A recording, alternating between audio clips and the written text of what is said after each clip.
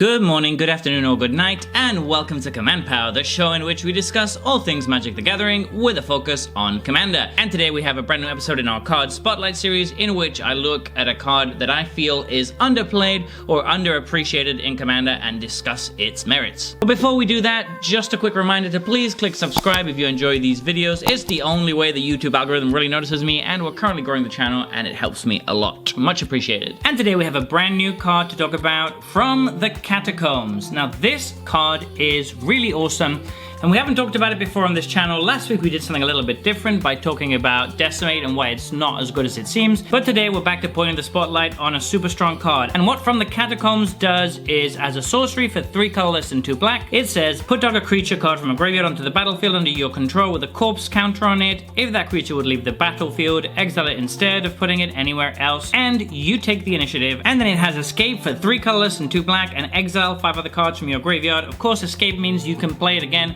from the graveyard as long as you exile those 5 cards, and you can keep doing this indefinitely. There's a lot to unpack here, so let's start by comparing it to some other cards in the format. Obviously, it's not a top tier reanimation spell in the sense that stuff like Reanimate is, or Animate Dead, because they're just so much cheaper. 1 or 2 mana is much better than 5 mana, of course. However, this does have some upsides, and there are other cards in the format that are playable, such as Beacon of Unrest, which I would argue this is quite a bit better than. So what has this card got going for it? What is the upside? There's very few cards printed these days that let you choose opponent's graveyards, and that is pretty good because you can just take the best card from any graveyard, which is much better than just your own. And then as additional upside, you get the initiative. Now the initiative, even if you haven't built your deck around it, the first time you take the initiative, what you will be doing is searching your library for a basic land card and putting it into your hand.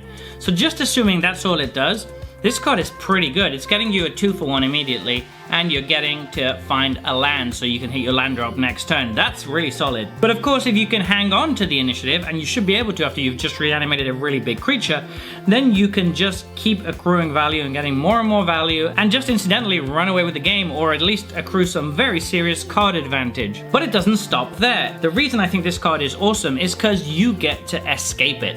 And escape is already a very interesting mechanic. 5 cards is a lot, but you are playing black, which is probably the best color for putting cards into your graveyard. This provides you really strong virtual card advantage the longer the game goes on, because you have access to an excellent spell in your graveyard, and as the game goes on, the graveyards are going to get more and more full as well, which means you're going to be able to choose better targets, and also every time you do it, you're getting the initiative as a nice little extra bonus on top. All in all, that's a lot of value for a pretty innocuous looking 5 mana sorcery. So what decks is this at its best in? Well, obviously it's really good in an initiative deck because it's a great way to keep triggering the initiative and keep getting it back in case you lose it.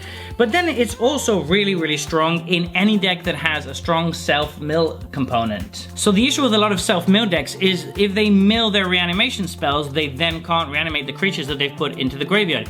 With this, you don't have that problem because even if you mill this, you can then just cast it from the graveyard. That's a huge upside over some other cards. If you're filling up your graveyard in a Carador deck or in a Nethroi deck or something like that, it means you're going to have so many cards to exile to this, which means you're going to be able to cast it over and over and really grind out the game. It's also going to be excellent in any deck that focuses on a lot of board wipes or a lot of removal and then stealing your opponent's stuff. So my Tariel Reckoner of Souls deck really likes this. Mind Flayer the Shadow strikes me as a deck that would really enjoy this kind of effect. Basically any deck that wants to be stealing your opponent's creatures. Overall, obviously I don't think it's a note to include, and it's not the best reanimation spell by a long shot, but it is a very good card and it's very playable in a lot of decks, and really just being able to search a land the first time you cast it already puts it over the top from many other options in my opinion. So there you have it. That has been our card spotlight for today. What are your thoughts on this card?